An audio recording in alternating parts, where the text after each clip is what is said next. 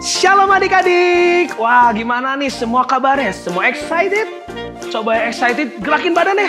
Coba sorak-sorai bilang woo. Wow, so good adik-adik. Sebelum kita mulai ibadah, kakak mau tes. Semua masih ingat apa yang jadi visi Opa Niko buat kita semua? Tahun ini adalah tahun untuk apa? Untuk bangkit dan jadi teranglah. Sekali lagi ya, semuanya loncat sama gerakin tangannya, oke? Tahun 2024 adalah tahun untuk bangkit dan jadi teranglah. Wow, semuanya udah keren. Kalau gitu kita langsung ibadah ya. Come on. Shalom adik-adik. Shalom. Oke, sebelum kita mulai ibadah hari ini, kita sama-sama berdoa dulu ya. Tuhan Yesus, mengucap syukur buat hari yang luar biasa ini. Kami siap untuk memuji dan menyembah Tuhan. Terima kasih Tuhan Yesus. Yuk adik-adik yang siap puji sembah Tuhan, kita mau sama-sama bilang Amin. amin. Oke, kalau gitu diangkat dulu tangannya, dilambai-lambai, kita pemanasan dulu. Ke bawah tangannya, oke good. Ke samping kanan kiri, oke good. Di ayun-ayun bisa? Bisa ya? Oke, kita mau sama-sama nyanyi satu lagu ini. Adik-adik kita ikutin gerakannya sama-sama ya. Bisa? Bisa. Oke, yang mau bilang amin? Amin. Amin. Oke, semangat semuanya. Whether it rains, whether it pours, good. Wherever I go, I will trust you, Lord, in the light of day or in the dark of night. I will trust you, Lord, with all my life. Good. Lagi. Whether it rains, whether it pours, wherever I go, I will trust you, Lord, in the light of day or in the dark of night. I will trust you, Lord, with all my life. Katakan, for my hope. For my hope is where you are. Good. For my hope is where you are. Lagi. For my hope is where you are. For my hope is where you are.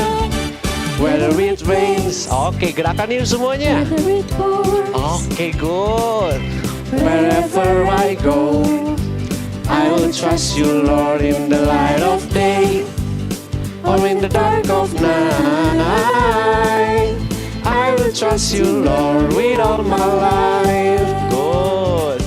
For my hope is where you are. Katakan, for my hope. for my hope is where you are. Oke, luar biasa. Lagi.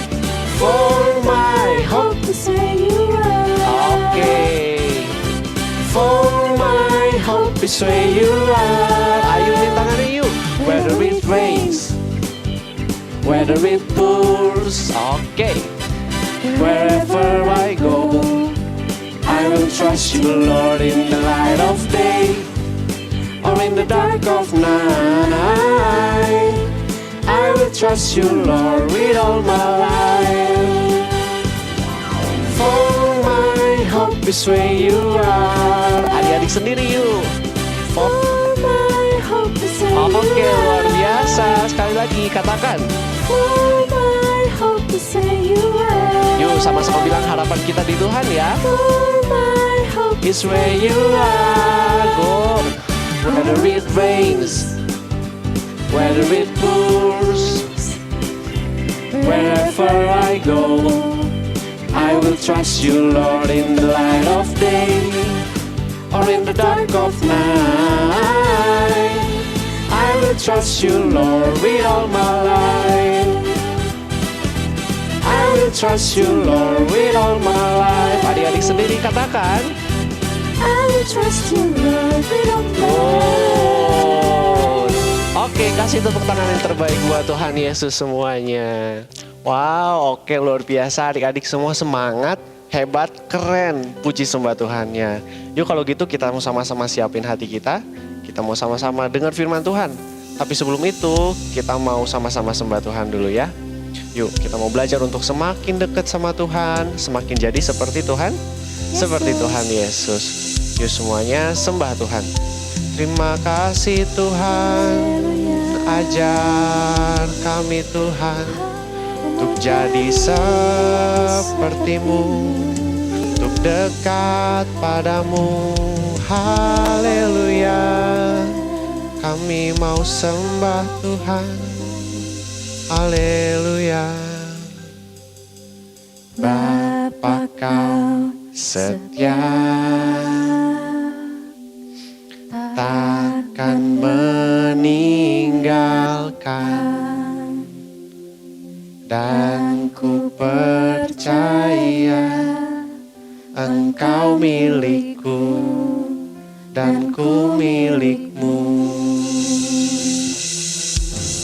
Kerinduanku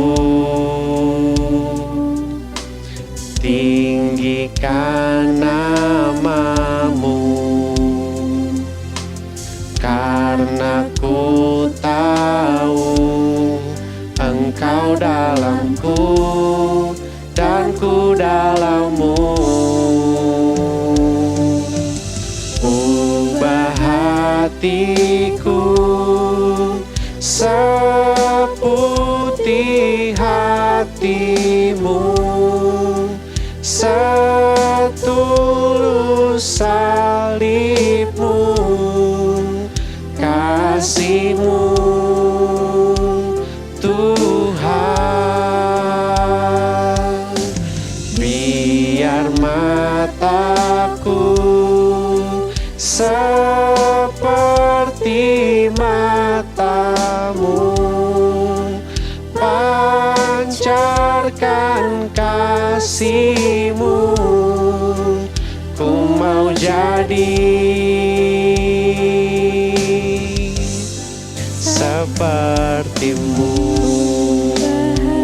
hatiku Seputih hatimu, katakan setulus salibmu, tulus salibmu, kasihmu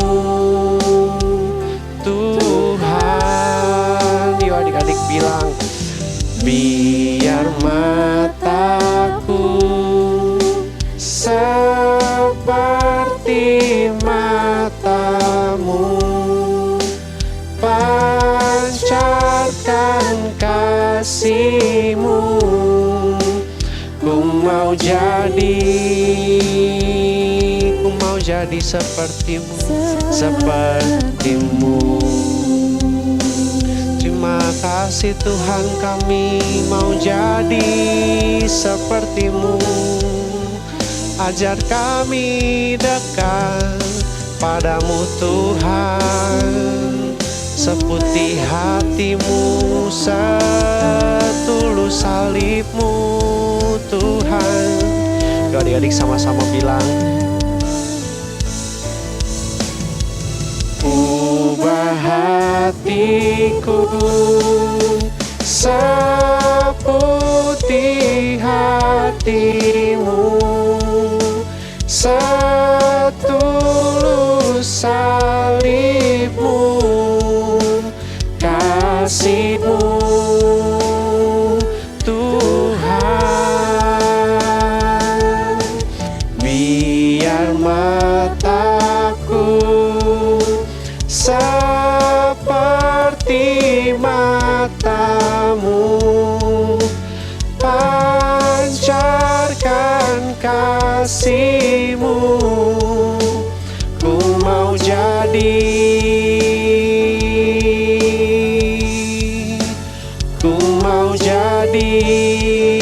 katakan sekali lagi, ku mau jadi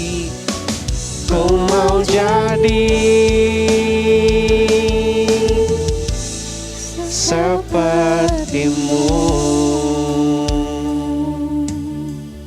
Ya Tuhan Yesus, kami mau belajar untuk semakin dekat sama Tuhan, untuk jadi seperti Tuhan lebih lagi Tuhan Yesus.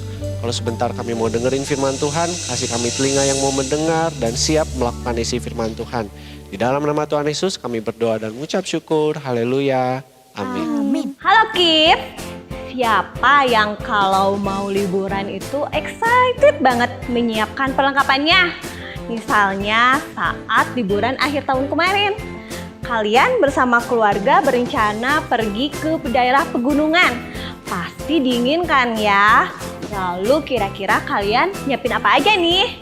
Mungkin kalian nyiapin jaket, kaos kaki, sweater, shawl, mie instan.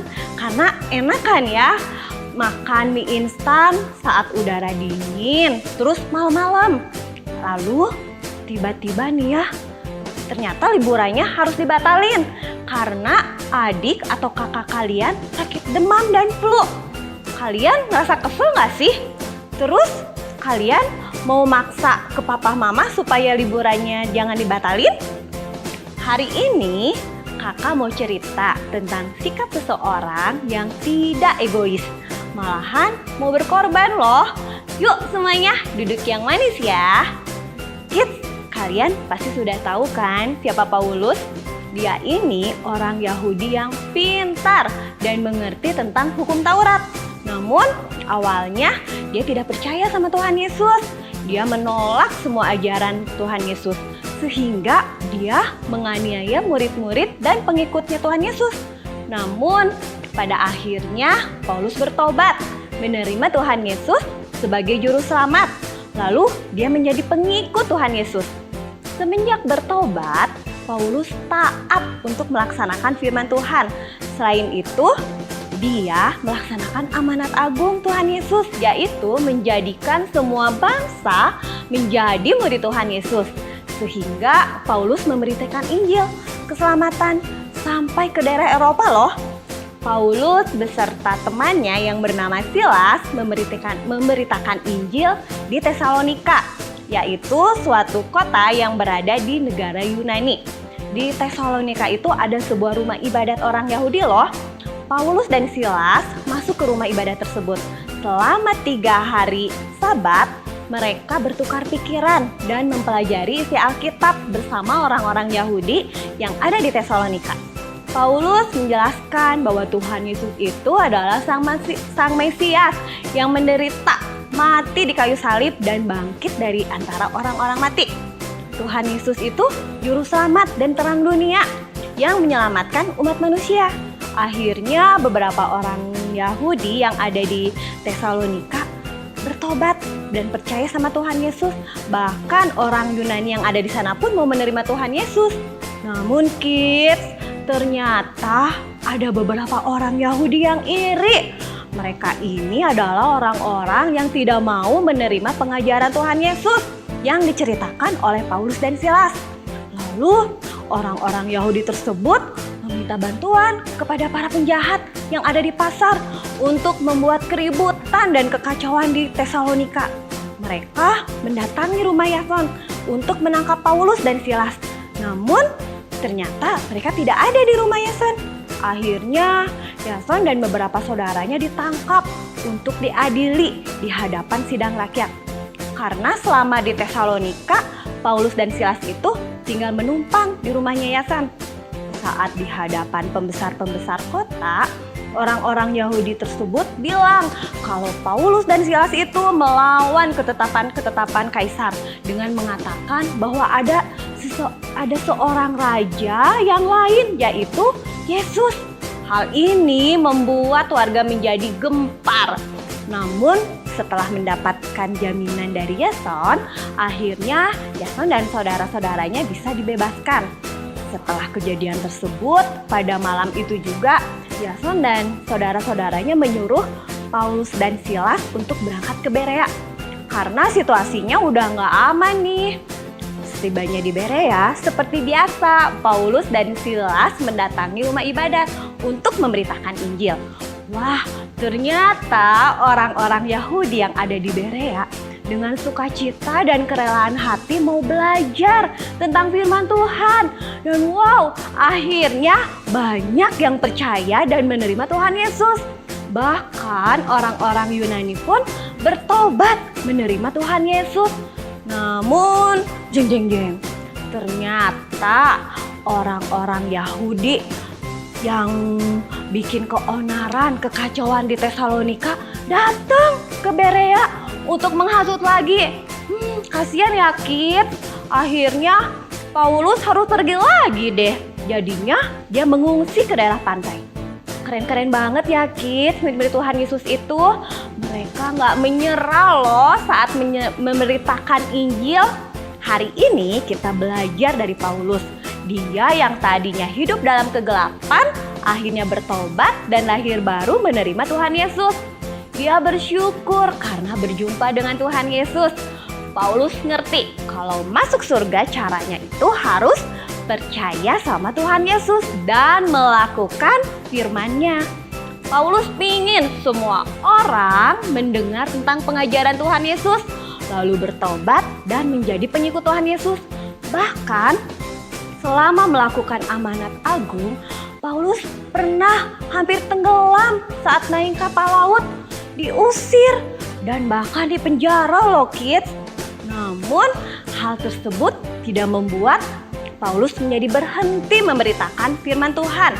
Dalam kisah tadi juga diceritakan Paulus dan Silas datang ke Tesalonika, lalu difitnah sehingga ditangkap. Akhirnya lari ke Berea. Di sana didatangin lagi sama orang-orang Yahudi yang bikin kekacauan. Kebayang ya kids betapa lelahnya mereka itu. Selain itu, di kisah tadi ada seseorang loh yang bernama Yason. Dia salah satu pengikut Tuhan Yesus juga. Ternyata dia juga luar biasa. Dia rela berkorban, ditangkap karena menyelamatkan Paulus dan Silas. Mereka semua meneladani sikap Tuhan Yesus yang sudah berkorban di kayu salib untuk manusia. Paulus, Silas, dan Yason bukan orang yang egois, yang mementingkan dirinya sendiri. Kids, tahun ini gereja kita memiliki visi, yaitu bangkit jadi teranglah. Kita harus menjadi terang seperti Tuhan Yesus. Ibaratnya nih ya, kita itu seperti cahaya kecil yang ada di ruangan yang gelap. Pernah kan ngalamin mati lampu saat malam hari? Pasti gelap banget kan? Kalian gak bisa melihat apapun. Nah, saat kita menyalakan api atau senter yang ada di HP, ternyata itu bermanfaat banget kan ya? Akhirnya kita bisa melihat sekeliling kita. Nah, itulah terang dunia. Adik-adik sudah menerima pengajaran Tuhan Yesus dan kalian bisa lakukan dalam kehidupan sehari-hari. Hari ini kita belajar dari Paulus yang tidak egois. Dia rela berkorban untuk memberitakan firman Tuhan. Kalian bisa juga loh meneladani Tuhan Yesus seperti Paulus, Silas, dan Yason yang gak egois dan mau berkorban. Contohnya apa nih? 1. Gak semua keinginan kalian itu harus tercapai dan dituruti oleh orang lain. Misalnya, kalian ingin memiliki suatu barang, lalu adik-adik minta sama papa mama. It's okay ya kids ya. Kalau misalnya papa mama tidak mengabulkan keinginan kalian, kita harus belajar berpikir, apakah yang kita inginkan itu pasti baik buat kita? Atau jangan-jangan kehendak kita itu malahan menyusahkan orang lain? Terus yang kedua nih, saat di sekolah, kalian bisa berbagi makanan dengan teman, mau meminjamkan alat tulis jika ada teman yang membutuhkan, terus mau membantu teman saat kesulitan dalam belajar nih. Dengan hal ini berarti kalian itu sudah melakukan firman Tuhan di sekolah. Nah, lalu yang ketiga nih, saat di rumah, adik-adik bisa membantu mama saat membereskan pekerjaan rumah. Hidup rukun sama adik kakak. Mau berbagi makanan juga dengan mereka, nggak rebutan mainan juga ya. Yang keempat nih ya, kalian juga bisa berdoa untuk orang-orang yang ada di sekeliling kalian. Misalnya, saat ada anggota keluarga atau teman kalian yang sakit, kalian bisa bertekun nih, berdoa sama Tuhan Yesus sampai mujizat terjadi. Kalian juga harus rajin berdoa untuk Indonesia, untuk pemilihan presiden, wakilnya, dan anggota dewan supaya kehendak Allah yang terjadi. Bisa ya kids ya, kita menjadi terang dunia yaitu dengan belajar tidak egois dan mau berkorban buat orang lain. Yuk kita sama-sama berdoa. Tuhan Yesus, terima kasih Tuhan. Tuhan sudah pilih kami untuk jadi anak-anak Tuhan. Tuhan, kami mau belajar menjadi terang seperti Engkau ya Tuhan Yesus. Hari ini kami sudah belajar gimana supaya kami tidak egois dan kami mau berkorban buat orang-orang yang ada di sekeliling kami. Pimpin kami ya Roh Kudus, urapi setiap adik-adik yang telah mendengarkan firman-Mu. Jadikan setiap kami menjadi pelaku firman Tuhan. Mari adik-adik kita semuanya sama-sama katakan, amin.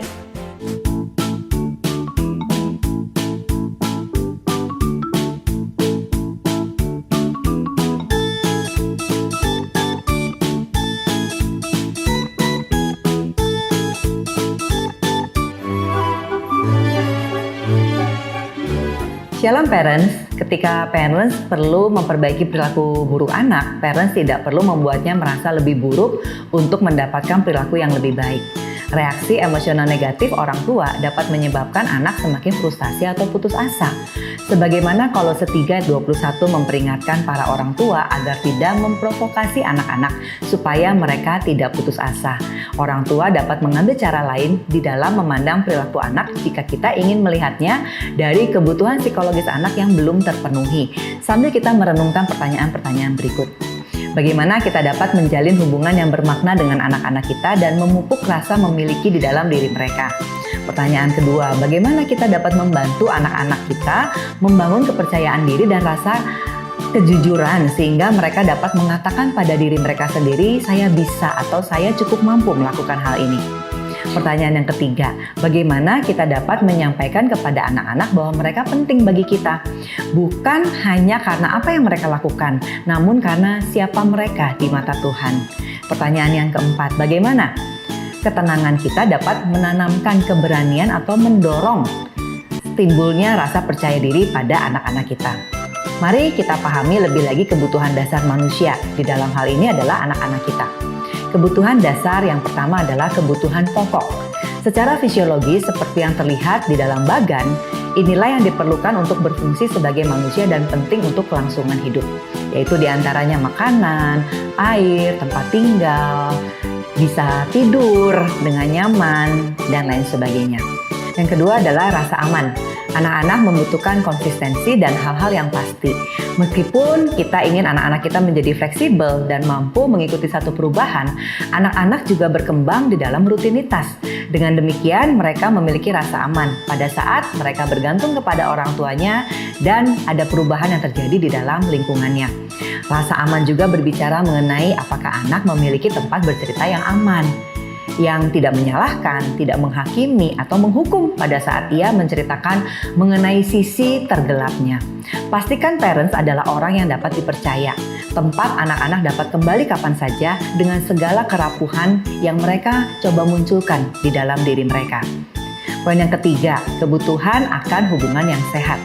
Ini berarti memiliki keseimbangan dengan orang-orang yang mempengaruhi pertumbuhan kehidupan emosional seorang anak. Kemudian juga mempengaruhi pertumbuhan mental, fisik, dan spiritual mereka.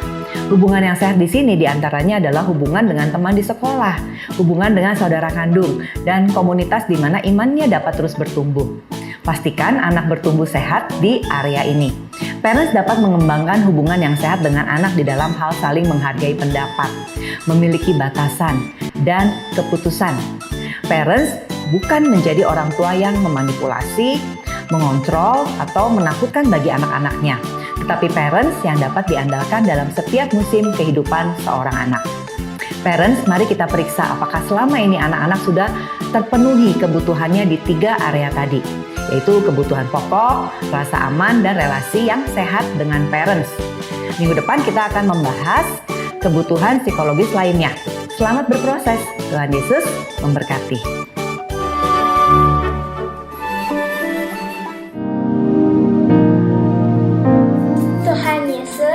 Urapi kami semua bersama Opa Niko dan gerejamu untuk menyatakan kasih-Mu kepada orang di sekitar kami, bagi keluarga, teman-teman, dan orang-orang yang membutuhkan.